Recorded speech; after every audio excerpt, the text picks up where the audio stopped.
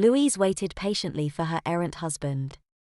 The private investigator she had hired had managed to get photos of Roland and his mistress in bed together at her apartment, so she knew that she had him dead to rights. The investigator had also discovered who Roland's former mistresses had been and had provided photos of the buxom young ladies.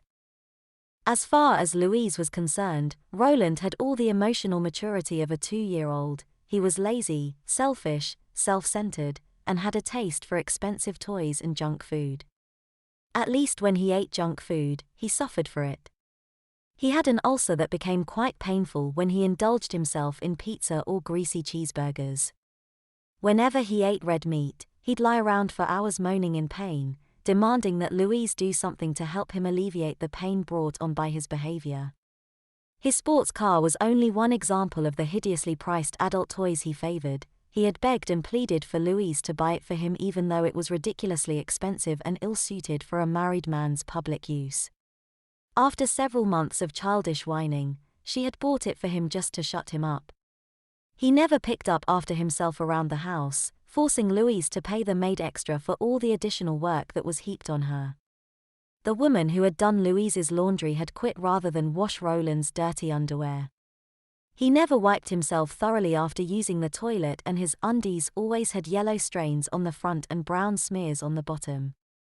Louise had only induced her laundrywoman to return to work for her by promising that she'd wash her husband's dirty underwear herself so that the laundrywoman wasn't forced to endure his offensive underwear. As a matter of fact, it was his underwear that tipped Louise off to his unfaithfulness. After she started washing his underwear, she noticed that he often went through 2 pairs of underwear a day. Curious, she began watching him closely and noticed that he'd often pack a spare pair of underwear in his briefcase. On several occasions when she saw him take a spare pair of briefs to work, she casually asked him if he had a meeting with a buyer. In every instance, his answer was no. Since his general level of cleanliness was below the social norm, she began to suspect he had ulterior motives for changing his underwear while he was at work. It was all too suspicious for Louise to leave alone. On 2 widely separated occasions over the past 2 years she thought she detected the scent of a woman's perfume on his clothes, but the smell was so faint that she could have been mistaken. When she had asked him about the perfume, he had said that he had brushed up against a woman in a crowded elevator.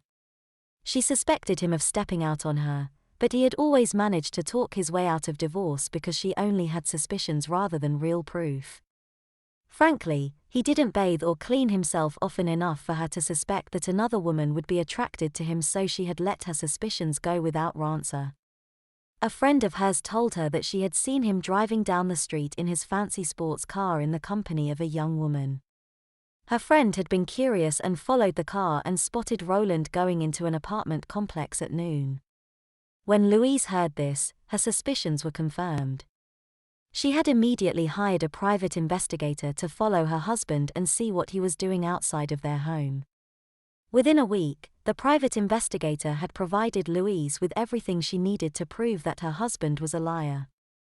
Not only was he a philanderer, but his so-called low sperm count, which he told her had prevented her from having the baby that he'd promised her when they got married, was caused by a vasectomy he had had a year before they met.